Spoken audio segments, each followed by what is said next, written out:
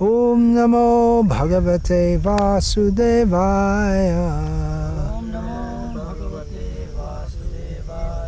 Om Namo Bhagavate Vasudevaya. Om Namo Bhagavate Vasudevaya. Om Agyanatimirandhasya Gyananjana Shalakaya Chakshurinmilitam Yena Tasmai Shri Gurave Namaha. Namasreshtham Manamapi Sattiputramatra Swarupam Rupam Tasyagrajamurupuring Maturim Goshtavatim Radha Kundam Girivaramaho Radhika Madhavasham Prapto Yasya Pratita Kripaya Shri Gurum Tam Natosmi. Vandeham Shri Guru Shri Yataf Padikamalam Shri Gurun Vaishnavangscha Shri Rupam Sagrajatam Sahagana Raghunatan Vitantam Sajivam Sadvaitam Savadhutam Parijana Sahitam Krishna Chaitanya Devam Shri Radha Krishna Padan Sahagana Lalita Shri Vishakhan Vitamscha Hare Krishna Krishna Krishna Hare Hare Hare Rama Rama Rama Hare Hare. Vishnu Sahasranama 678 Mahateja. So you're all familiar with the word Tejas. It's a common name, fairly common, not very common name. Known name, and it comes up repeatedly in Shastra, and it'll be there in Indian languages. Teja. It means, the Sanskrit dictionaries give the meaning as effulgence, light, and also power, valor, might, influence, glory, and also as semen. In terms of his being of great resplendence, this has already been discussed at the verse 43 of Vishnu Sahasranama. Tejo Duti Dhara Prakashatma. These are all names which relate to he being full of light. Still to come. Some more names in this regard. Adityo Jyotiradityaha and Jyoti. In Bhagavad Gita, Yadaditya Gatang Tejo Jagad Bhasayate Kilam Yaj Chandramasi Yaj Chagno Tat Tejo Vidhi Mamakam. The light of the sun and the moon and fire comes from Krishna. So Mahateja, all light comes from him. How bright is the sun?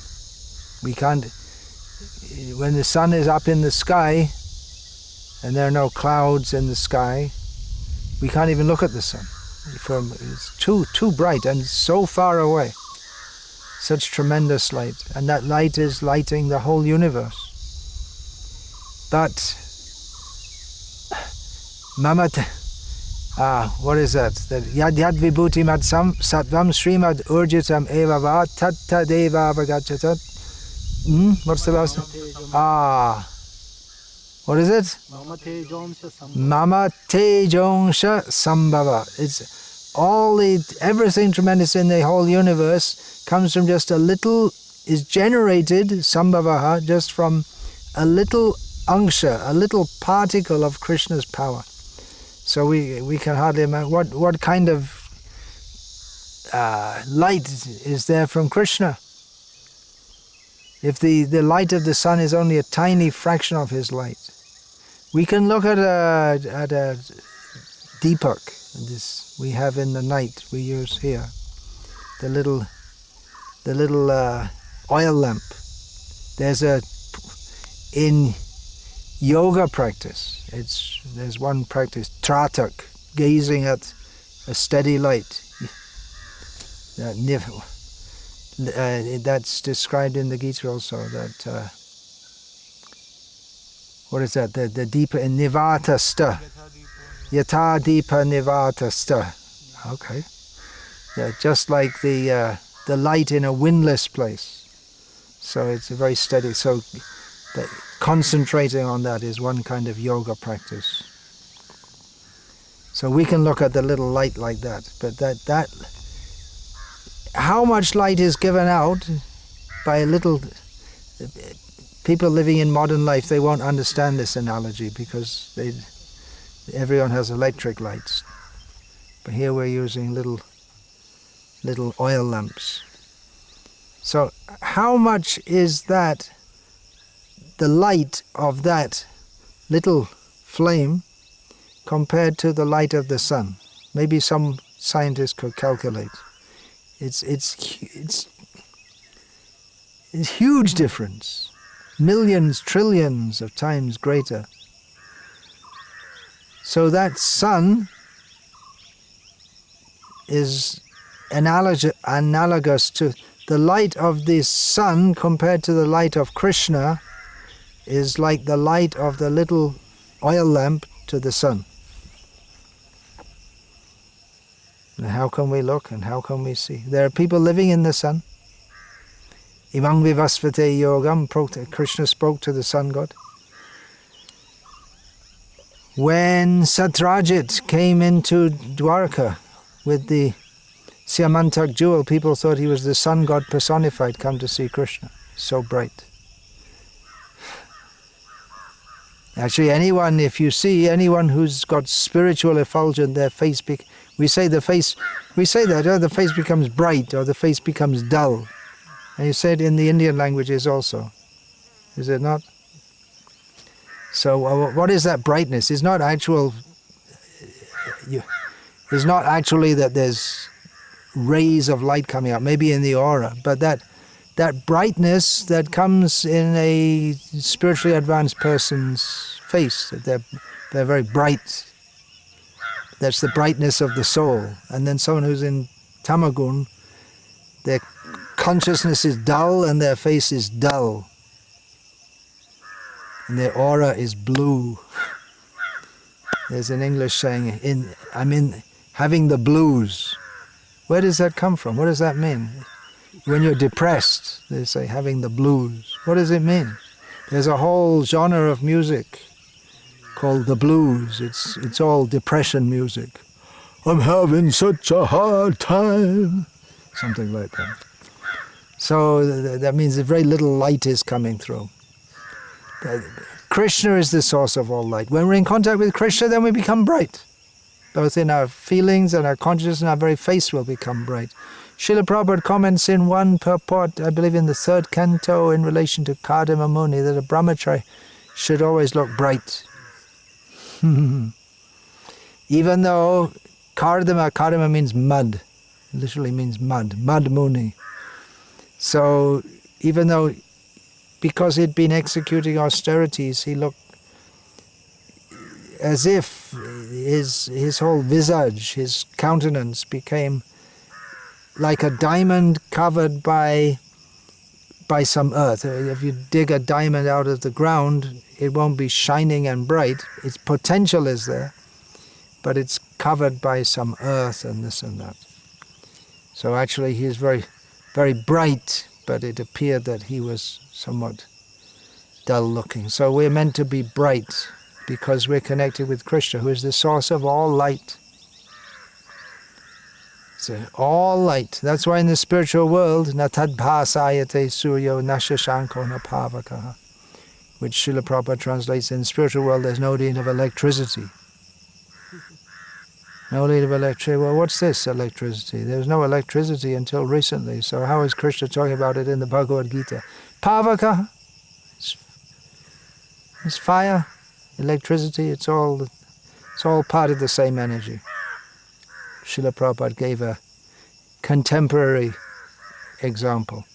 There's no need of that because Krishna is so bright. Sometimes can be of practical use also, because when Krishna goes stealing butter, it's kept in the dark storehouse. And then, so he finds it anyway.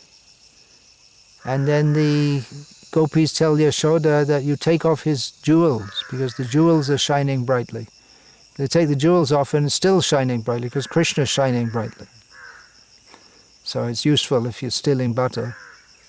If you happen to be, well, only Krishna is Krishna, but he has a natural effulgence of his body, and that effulgence destroys the darkness of ignorance. That ignorance is also compared to darkness.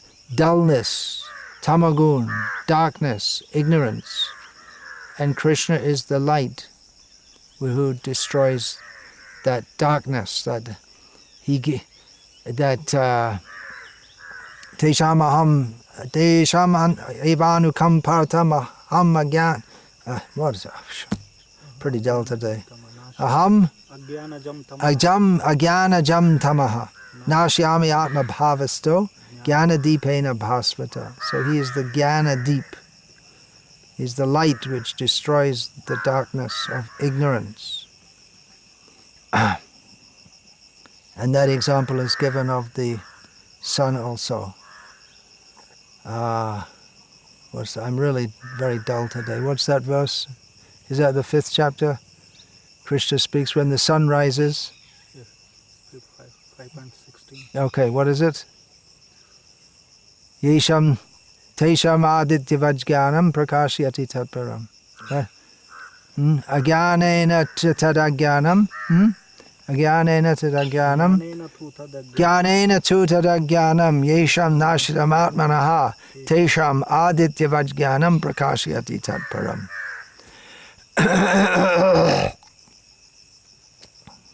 When the sun rises, then you can see things. In the darkness you can't see. So like that, we're in the darkness of ignorance, and when knowledge arises in our heart, then we can see things. And if we look back in our life before we were touched by the mercy of Srila Prabhupada, then we see how we used to see the world and how we see it now. You see the same thing. You see the trees, and if you're in the city, you'll see traffic jams and lots of buildings. But the whole way of seeing is different, the consciousness by which we see. Otherwise, we see we're in the jungle of material existence, struggling uselessly to survive. And we see things in terms of sankalpa vikalpa, what is good for my sense gratification, or at least my survival. And what is against that. But after coming to Krishna consciousness, we see everything in relation to Krishna. And someone who's very advanced, Tavara Jangan deke, nadeke tar murti, savatra hoi tar ishta deva shvurti. That he sees everything moving and unmoving, but he sees everywhere his worshipable Lord manifest, Krishna manifest everywhere. So Krishna is literally the light, whatever light is there, is coming from Krishna. He's the reservoir of all light comes from him. The Brahmajyoti also comes from him. That's described in the Harivangsha, when Krishna and Arjuna, they're on a journey to see Mahavishnu. They enter the Brahmajyoti, and Krishna said to Arjuna, don't be afraid, this is the light from my body. It's all nothing to be afraid of, even though the horses appear to be a little bewildered and afraid. So he's the source of all light. Taittiriya Brahmana, the Shruti, Yena Suryas tapati tejashedaha. The sun shines illuminated by his effulgence. How is the sun shining? The sun is not self-effulgent. appears to be, but the light actually comes from Krishna. And then again that fits with this Gita verse. Yada aditya gato tejam jagad bhasayate kilam tatra yad chandramasi yad chagno tat tejo vidhi mamakam. You should know, he says, Krishna tells Arjuna, you should know that all the light comes from me. It's all mine. Doti shamapi tajjoti tamasa paramuchyate. Again in Gita. The light beyond all lights, or the light of all lights, which is above all the darkness. Where there's light, there's no darkness. Darkness cannot exist where there is light. It's a truism. The very meaning of darkness is absence of light. So Krishna Surya Sama Maya Hoyandaka Jaha Krishna Taha Nahi Mayar Adhika. There's one verse stated in at least 3 Upanishads: Mundaka Upanishad, Katha Upanishad, Shvetashvatara Upanishad, referring to the spiritual world. And this verse is summarized in Bhagavad Gita. So Bhagavad Gita is so much linked with the Upanishads that verse already stated, Natad bhasayate suryaha. So this that verse, Natad bhasayate surya, comes from the Upanishadic verse. Comes from, it's all eternal. Anyway, this verse, Natatra, not there, in that place. Suryo bhati na chandra tarakam nema vidyuto. See, Prabhupada translated as electricity. So there you go. Objectors. Nema vidyuto bhanti kuto yamagnihi.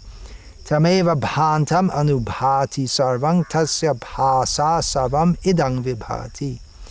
In the Lord's abode, there is no need of sun, moon, stars, all these things for illumination, or not electricity, not fire, lamps, any such thing.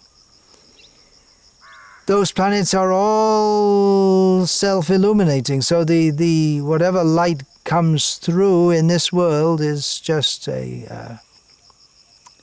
it's just coming from the spiritual world.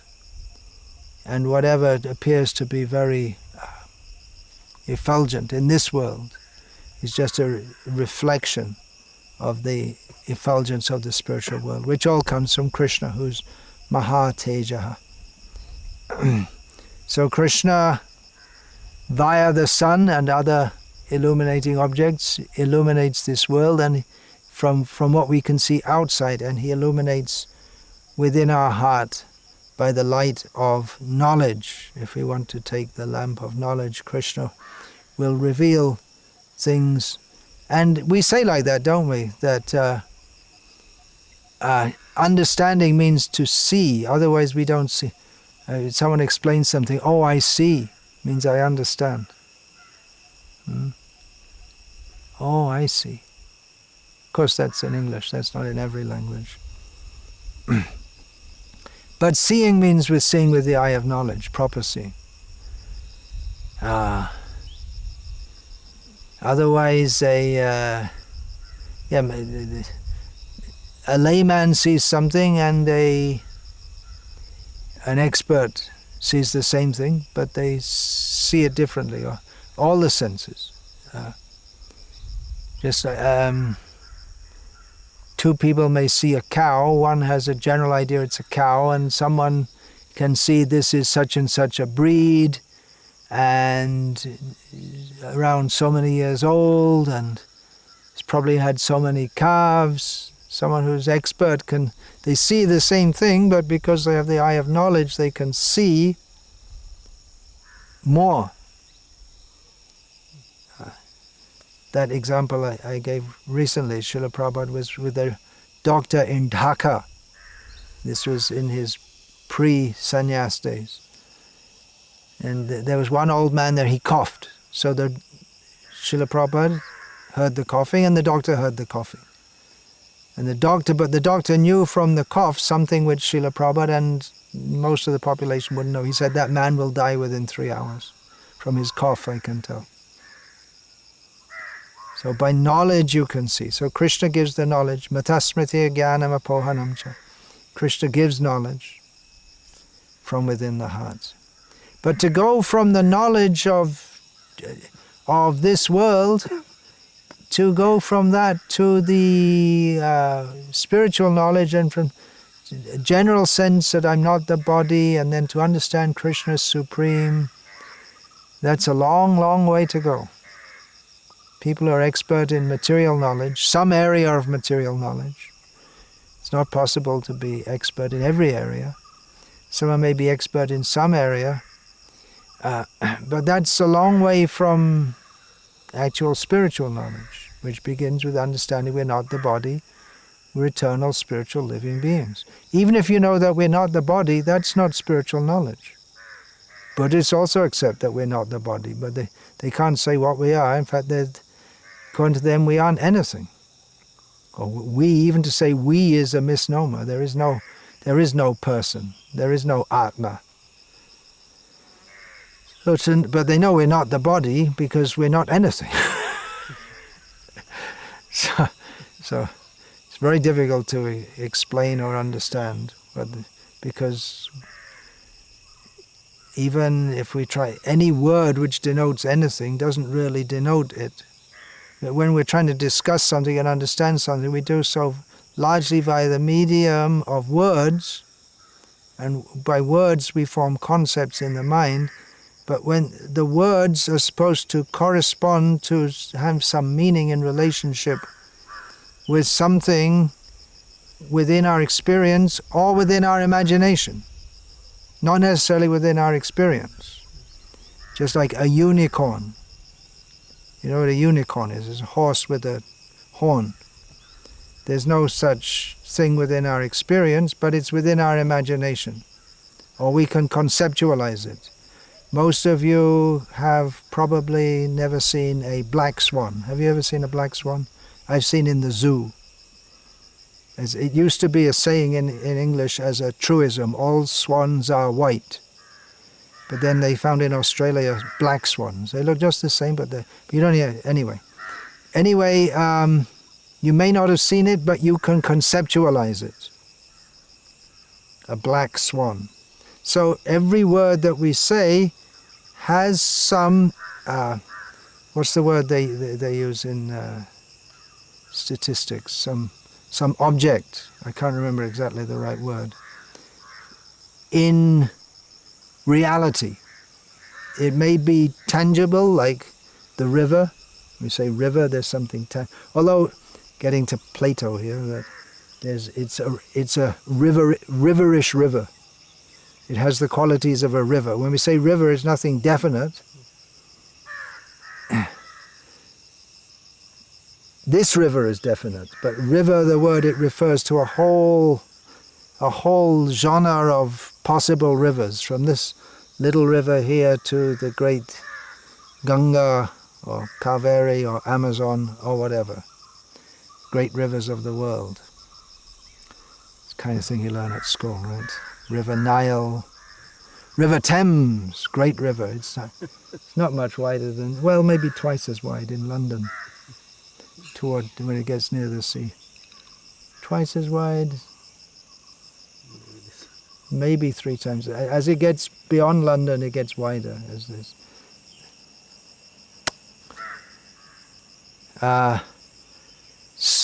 Then there are abstract concepts also, just like truth, love, mind, light. Is light an abstract concept? Is it a concept, or is it something tangible? Something you could argue about if you don't have anything better to do with your life. Anyway, the point is that every word has a meaning. Something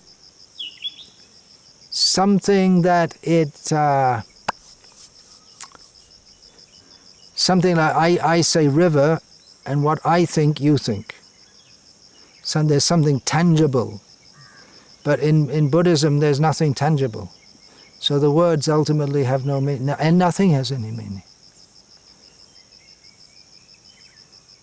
nothing. It's just, of course, you have to go through great austerities and do meditation. If you fall asleep, you get beaten.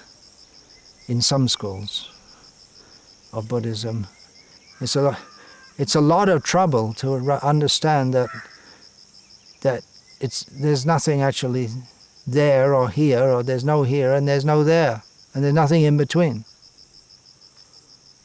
So it's a lot of trouble to come to the understanding that there's nothing.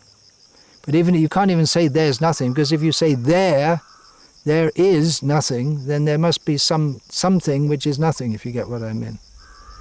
There's some concept. What's there? No, there's nothing there. But even to say nothing, you have to think of something to think of nothing. And so it's the words completely fail. So if you say in English, if you say, well, there's what did you get out of it? Nothing. You did so many austerities for so many years, and what did you get? Nothing. Sound like a good idea. I did it at last. I got nothing. Very, very strange. You should go and preach to the Buddhists. When they get a lot of zeros, they can put a 1 in front. Just put this 1 in front. That 1 is Krishna. So anyway, Krishna, he is the light. You'll see even Buddhists, if they're practicing properly, I was saying that the face becomes bright. If you perform austerities, become detached from sense gratification, the face can become very bright, even though they don't have any contact with Krishna, not directly. So another meaning of Teja means power, vigor, vitality. Can mean semen. Krishna is the Hambija Pradapita via Lord Shiva. He injects life into all living beings. So Shankara, he gives this meaning in his interpretation. This is his brilliance, that he's so powerful. We can say someone who's very powerful, we can say that they're also very, the great commander-in-chief in the battle shone forth in the battle by his prowess. We can say like that. He's like a shining light in the battle. Everyone, the soldiers on his side look to him for inspiration. Shankara says, Krorya, what does that mean? Krorya, you know the word akrura. So what does Krorya mean? Cruelty. So this is the one quality of Krishna. Krorya Shoryadibi, cruelty and heroism, beginning with Dharmai Mahadbi Samalankrita iti va Mahateja. So his cruelty toward the demons. Vinashayata dushkritam. His cruelty, of course his cruelty is his mercy on them, because that's what they need.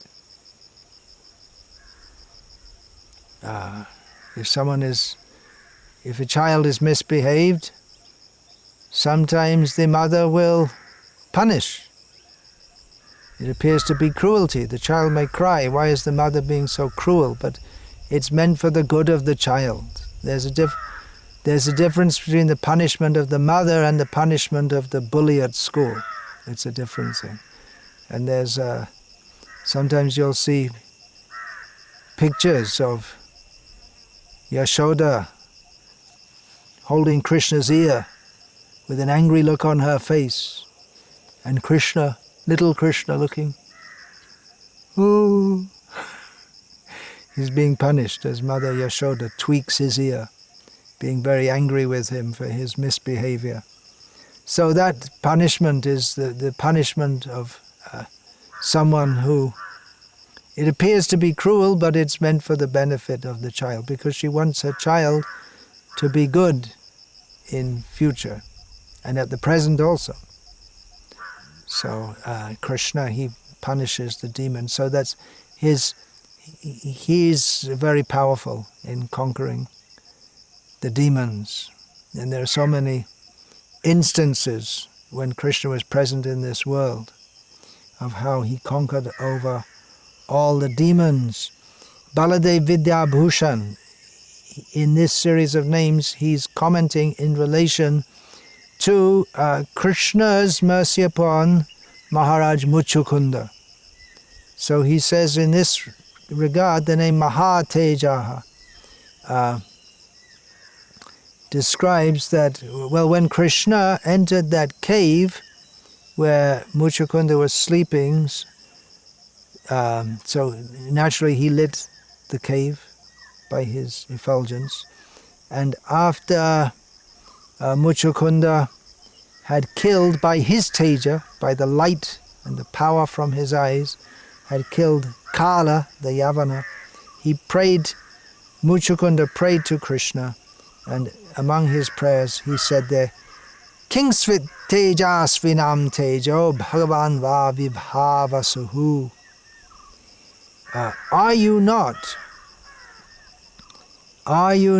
tejasvinamaham? And here tejasvinam tejaha. Are you not the teja? Are you not the teja, the power, the effulgence of the powerful? He's saying it's called a rhetorical question. It's not really a question. It's not really in doubt. It's more like a statement. So are you not the source of all power and light? And are you not the Supreme Lord, Bhagavan, and Vibhavasuhu, the original source of all light, illumination, fire, and so on? The next name is Mahoraga. Mahoraga. That's not a very well-known name. Uraga means snake. Uruga, who goes on his chest.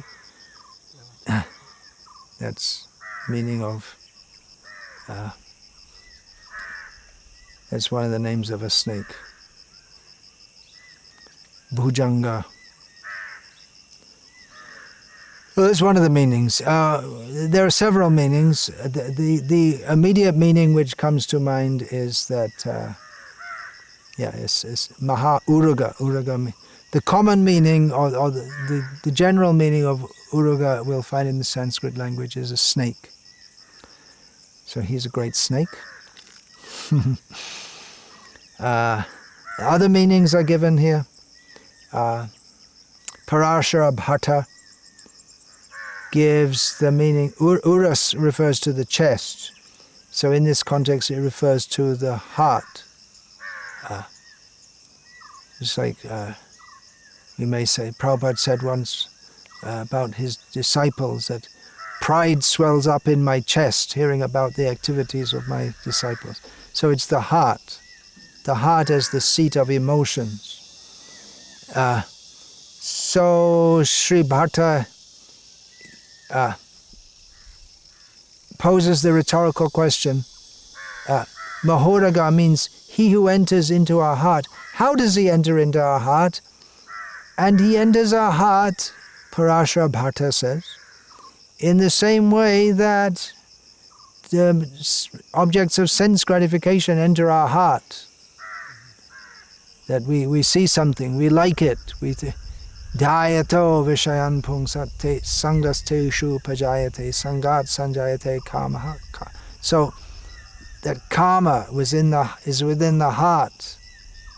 The kama, the desire, is the hridroga kama. The disease of the heart is material desire. How does that material desire enter the heart? By seeing sense objects and contemplating, then we become attached to that. So in the same way, Parashara Bhatta says, if we see Krishna, we become attached to seeing his form. If we hear the name of Krishna, we become attached to hearing the name of Krishna. And in this way, Krishna enters our heart through the senses. So the whole idea of the Krishna conscious process is to fill our consciousness with Krishna. That's Krishna consciousness. And the Mayavadis, they want to just empty out the consciousness, and the Buddhists want to deny consciousness at all. There's no such thing as consciousness. And the materialists, the atheists and materialists, they say consciousness is just a product of some interaction of neurons within the brain. So, but purified consciousness means coming into contact with Krishna. So the whole idea, sadhana, is to, an association with devotees, is that the only sense objects which we'll come in contact with are connection with Krishna. And hearing is very important, just to align our consciousness with Krishna. Otherwise we see the world and we think, let me enjoy it. But then we hear, no, we're not supposed to enjoy it. We're supposed to serve in the world, use everything in the world for Krishna. So hearing is very important for that point.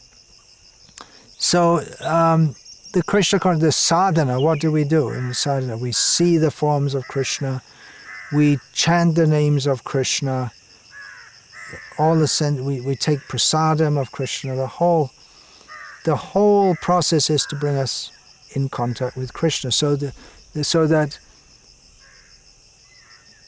the objects of the senses are not presented to us in a way for our sense enjoyment. These communities that we want to develop on the order of Srila Prabhupada, these communities are meant so that devotees can come to live together and remind each other of Krishna. Matchita madgata prana bodhayanta parasparam katyantas chamang nityang to shanti charamanticha. Devotees live with each other, they talk about Krishna with each other. That doesn't happen if you're working in an office with materialistic people. It's not allowed to happen. Come on, we got important things to do here. Got work to do. We got to. The companies, we got to make more profit. Come on, work hard. Thinking of Krishna is not wanted, not allowed. So these communities are the opposites. Don't talk of Maya. Talk of Krishna. Of course, the whole material world is Maya. It's all produced of the illusory energy. But even if we speak of that, we have to speak of it in relation with Krishna. See everything in relation with Krishna. Who will win the ongoing election? We may discuss, inasmuch as it affects our Krishna conscious movement. Not much. The great hope of, how long ago was it? 5 years ago? That new government will come in and all of a sudden India will become Hindu. Everything will be wonderful. Didn't happen. Surprise? Read the Bhagavatam, Prabhupada commentary, that the politicians will promise sense gratification and they'll always disappoint the voters. Prabhupada wrote this in 1962 or 3. It's not going to change. Same thing going on. So these communities are meant for Krishna, Krishna, Krishna. We all live together and be Krishna consciousness, in Krishna consciousness. Another meaning is that he has a great heart in blessing even very fallen people. Baladev Vidyabhushan gives the example of Muchukunda. He got the mercy of Krishna, but he was, in one sense, very fallen. When he was out, what benediction do you want? So you could ask for the highest benediction you would want is Krishna consciousness. Then there might be something in the mode of goodness, something in the mode of passion, and then in the mode of ignorance, let me go to sleep. That's all. I remember once in Bangkok, we welcomed Rameshwar Swami, who had just come from Japan. And he wanted to stay we offered him to stay in a ashram. He wanted to stay in a hotel. He said, look, I've been so busy in Japan. 3 days, 3 nights, I didn't stop. And I couldn't sleep on the flight. I just, when I see the bed in the hotel room, I'll offer my obeisance, he said. I'll offer pranam. I just want to sleep, he said. So it can be like that. That you become so tired, all you want to do is sleep. But imagine if any benediction you want, let me go to sleep. It might be, if we didn't eat for a long time and we're not deliberately fasting, and it might be on a fasting day, Janmashtami, how many more hours to prasadam?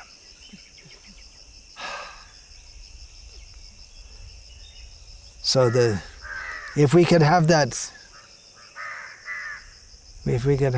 eagerness, Kobe hobe bolo shede nama, amar aparad haguchi, shuddhana me ruchi, kripa bale hobe hridaye sanja.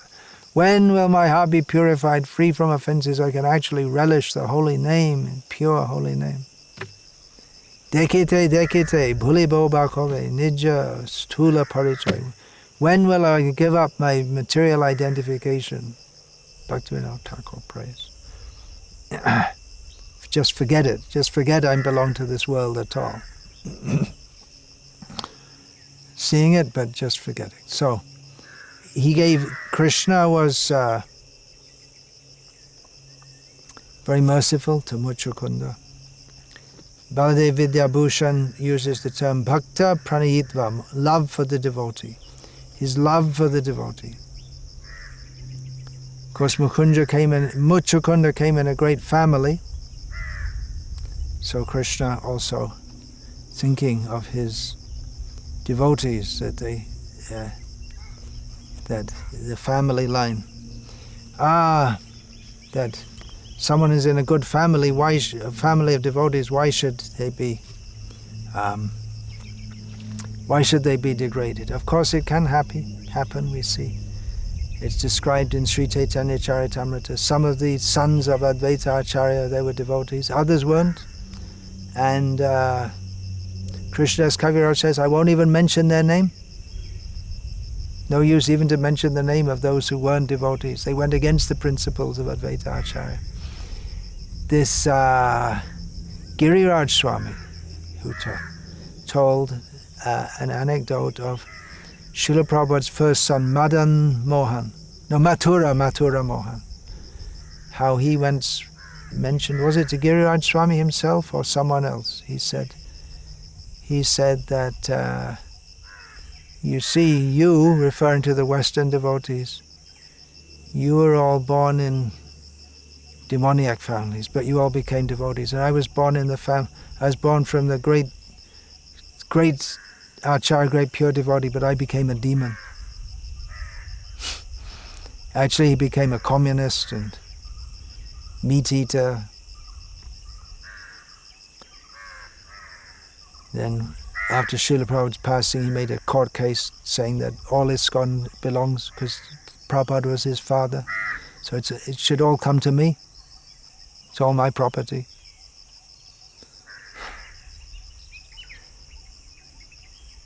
Anyway, Baladev Vidyabhushan goes on to explain that the name Mahoraga describes the Lord's love for his devotees and his personal association with them, face to face. And Vidyabhushan quotes from the Shastra. When the Lord appeared, he gives the example from Ramachandra Lila, Ram Lila, the love between the Lord and his devotees. He embraced Guha, the king of the Nishadas, untouchable. If you touch adrisha, not only asprisha but adrisha, not to be touched, not to be seen.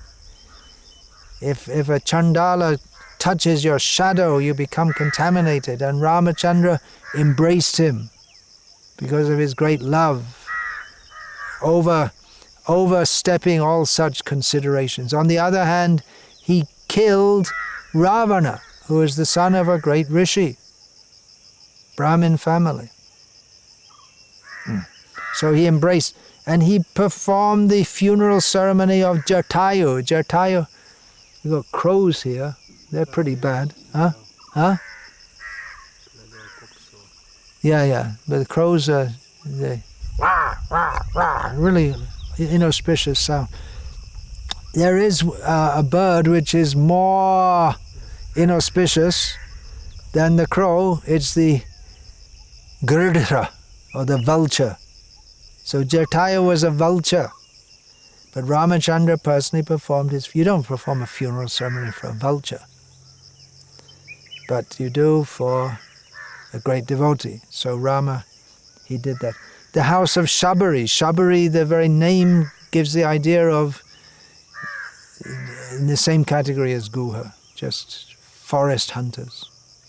But she was a great devotee. So even though Shabari gave him forest fruits, and according to legend, she tasted them to see if they were good enough to eat before she gave to him. But he took them. So in this way he showed his great love for the devotees, even if they appear to be very low in human estimation. That was a great quality of Srila Prabhupada. This Krishna conscious movement, as we have it today, could not have happened if Srila Prabhupada had not had so much love for the people who were so far away from any culture.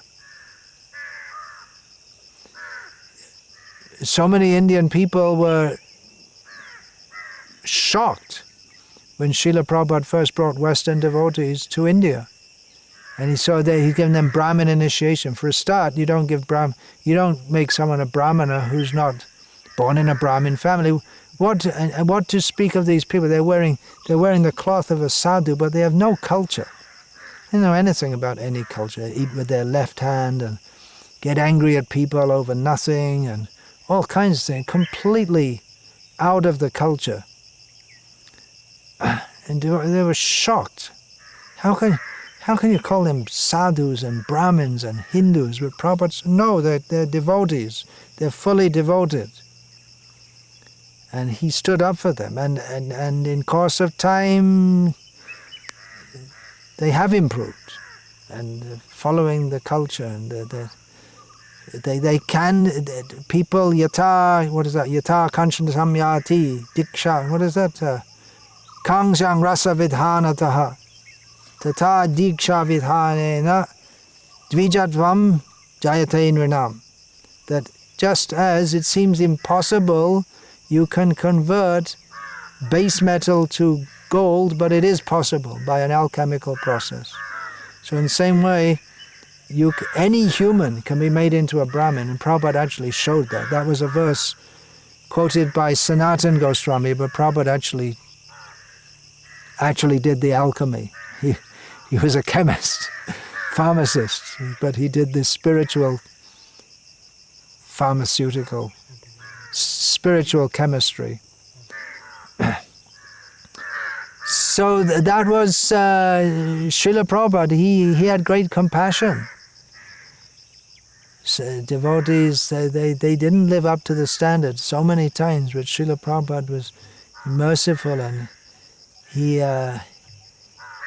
was willing to. It's all right. I leave them. A crow will. It's all right, David. It's all right. This swabhava jaina kaunteya. Everyone acts according to their swabhav, right? So they've also got their swabhav. Just don't get born as a crow. That's all. Hare Krishna. The crows are going to be crows. That's what they are. You ever seen a crow pecking out the eye of a dead body? You used to see on the Ganga. the dead bodies floating down. And once I saw a big puffed up dead body and a crow taking out enjoying, as it's floating fast down the Ganga. You don't see that kind of thing nowadays because India became more civilized and they don't allow you to throw dead bodies in the Ganga anymore. That used to be one way of Jala Samadhi, that sadhus, they like that my body will be thrown in the Ganga or in the Jamuna. That's it. And then no burning, no burying, nothing. Throw in the river, and then the crows will eat, the turtles will eat, the fish will eat, like that. Finished. Easy. Ecological. It's not allowed anymore. Gorkishore Das Babaji also, he at one time expressed it as, I let my body go in the Ganga. So part of it did. That Samadhi is there in Mayapur, but that's only part of his transcendental form, because part, when the Ganga flooded, took his body. Anyway, we're getting off the topic here. So Krishna is very kind, even to the vulture. But to the great king Duryodhana, he wouldn't accept his invitation. It's a very great insult, isn't it? If someone invites you and you you don't want to honor the invitation. Of course, sometimes you might not be able to. Just like when Chaitanya Mahaprabhu was in Vrindavan, there were so many invitations for lunch every day, and Balabhadra Bhattacharya couldn't fulfill them all. Balabhadra was getting frustrated. When Chaitanya Mahaprabhu was in Sri Rangam 4 months, he would take lunch, prasadam, every day at a different house. So all those Brahmins in Sri Rangam, all of their families, the ones who had been there since that, all of their families hosted Chaitanya Mahaprabhu, but even after 4 months, all of them couldn't be fulfilled. So he's very kind to the devotees. Why did he eat in their houses? Not because they were Brahmins so much as that they were devotees. That was the point. So,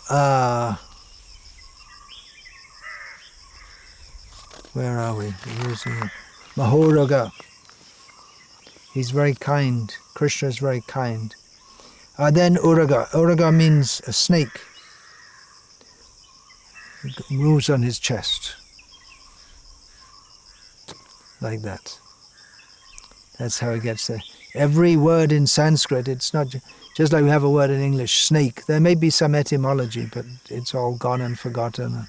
And often the original meaning, it completely changes away from its original etymology. But in Sanskrit, as every word comes from a root.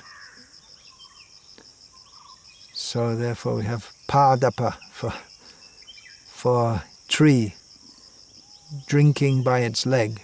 It has a meaning. Vriksha means that which is for cutting. So every Krishna means who attracts. So every word has some meaning. So Uraga, the great snake. So Shankaracharya in his commentary says this refers to Vasuki and Bhagavad Gita. Sarpanamapi Vasukihi. And then again, just in the next verse, Anantas Chasmin Aganam. I am Ananta. Among the Sarpas, he is Vasuki. And among the Sarpa means a regular snake, and a many-hooded snake is called a naga. Although here in Kannada language, naga just means any snake, is it not? I know because once... Sarpa is common snake, poisonous snake is called naga. Poisonous snake is called naga, I see. And sap is just a regular snake in Kannada. I just because years ago I was staying at Tavadarshan's farm, and then the local village woman pointed out to me, naga, some snake in the pathway. So, Ananta is his bed. He lies down on the snake. Another name, Shesha, another name for Ananta. Shesha means what's left over. In Bengali they say, you can say, what's left over is left over. Shesh. So what's left over after the dissolution, there's Shesha. Shesha remains. Shesh can also means finished. But it also means what's left over. Krishna is often compared to a snake.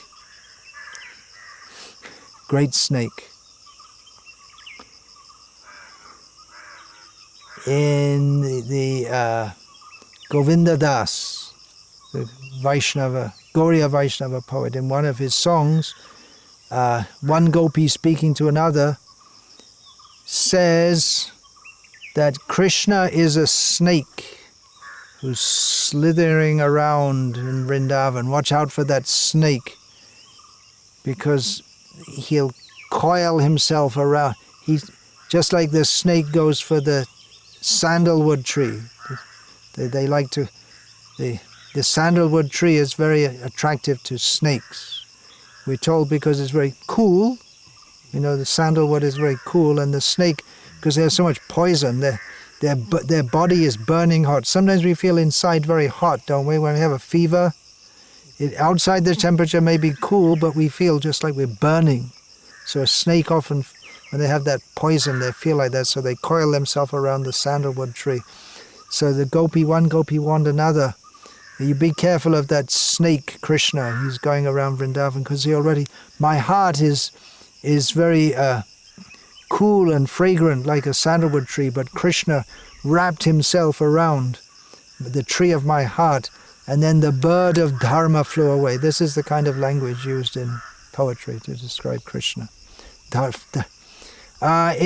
the Bhagavatam also, Krishna's arms, the gopis compare Krishna's arms to the beautiful round shape of a snake.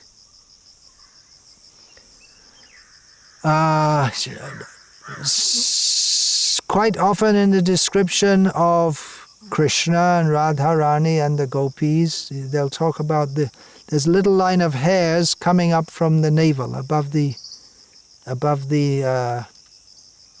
what's that called, the nabhi, that little line of hairs. So that's often compared to, is a snake comes out of the hole. So that line of hairs is Krishna, is compared to Krishna, is a black snake. So that's another way Krishna is compared to a snake, the line of hairs coming out of the hole. From the Nectar of Devotion, description of Krishna. Now, what are some words we'll use to describe Krishna? He's very kind, very beautiful, very sweet, very loving. These are words to describe Krishna, right? Okay, here's another description of Krishna by Rupa Goswami Prabhupada. It's completely authorized. Okay, this is a description of Krishna. A person who is very envious, proud, easily angered, restless and complacent is called dhirodata by learned scholars. There's even a word for it. This aspect of Krishna's character. You're looking, scratching your, can't work it out. Well, don't worry. No one worked it out. No one can understand it. How can he who is the most merciful, the most kind, the most beautiful, the most gentle, the most loving also be envious, proud, easily angered, restless and complacent? But learned scholars say, such as Rupa Goswami, such qualities were visible in the character of Lord Krishna. Because when he was writing a letter to Kala Yavana, Krishna addressed him, he's writing to the king of the Yavanas. My dear Kala Yavana, you are just like a sinful frog. Not very good diplomacy, huh? You go to meet the head of state of another country, and, yes, you're a sinful frog. Okay? And Krishna said, you should go and find some dark well to live in, because there's a black snake called Krishna, who is very eager to devour all such sinful frogs. By the way, Kala Yavana, if you don't believe me, I can destroy all the universes to ashes just by looking at them. What to speak of swallowing a frog like you. So watch out. Watch out for that snake, Krishna. Hare Krishna. Watch out for that snake. Yeah, we want to be bitten by that snake, Krishna. Oh, there's one more meaning,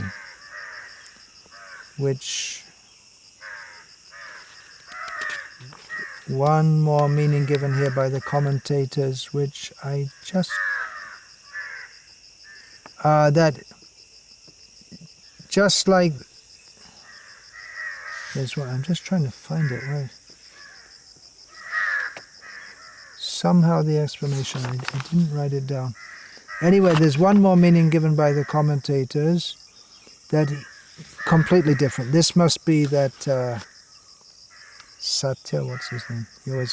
He goes everyone in the form of the sun, just like with his broad chest, but I just can't find the explanation. I must have inadvertently deleted it. Anyway, what is to be done?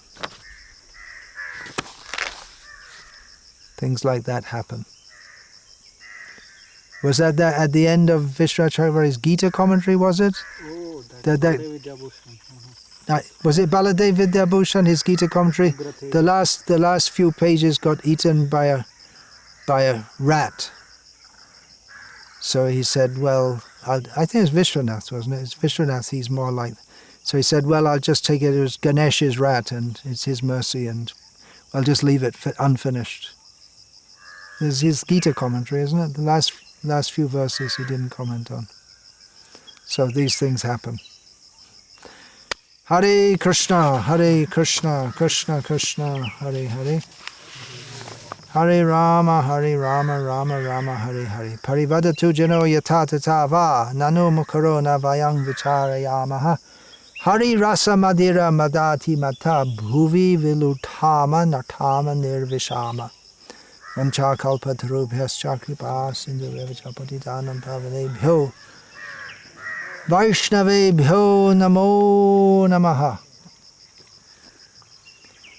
Hare Krishna. We also had a festival on the riverside.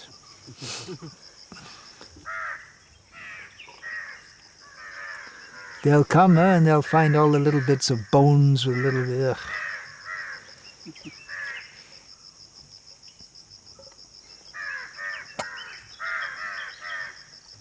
Jnana Kanda, Karma Kanda, Kebala, Bishera Banda, Amrita Bali Ajebakai, Nana Joni Shuddha Fire, Kadarja Bakana Kore, Tara Janma Ada Patejai. Kadarja Bakan means if we're not in Krishna consciousness, we get born as a crow and we eat all kinds of horrible things.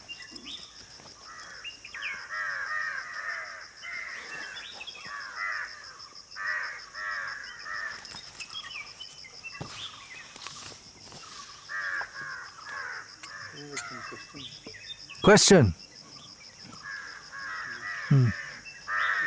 Yeah? So this effulgence from the sun, if it is from the spark of Krishna, so that light itself, is it spiritual? The light of the sun, is it spiritual if it's coming from Krishna? Well, the whole material world is coming from Krishna. Is it spiritual if you have the eyes to see it?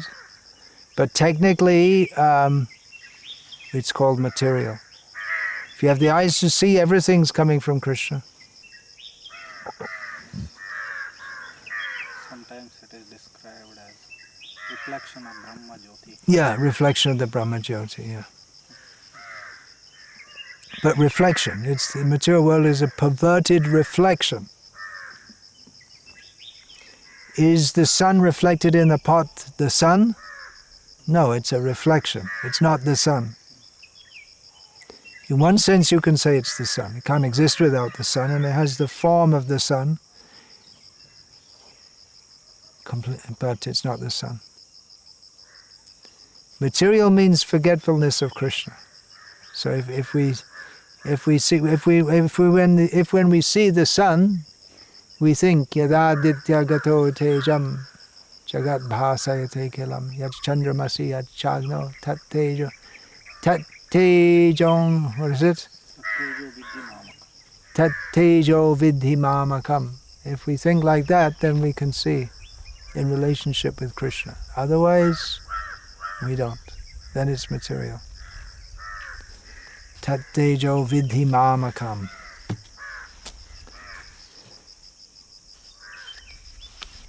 It's important to know what's spiritual and what's material.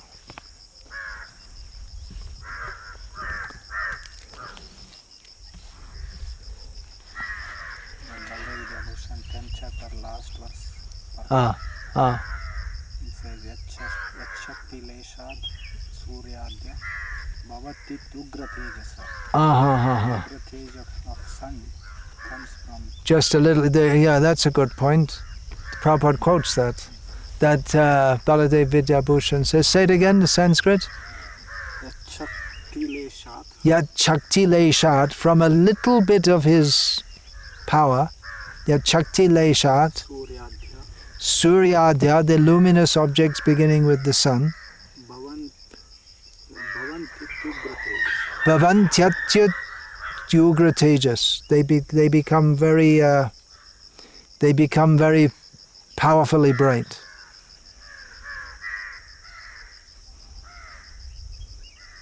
Hare Krishna. Hare Krishna.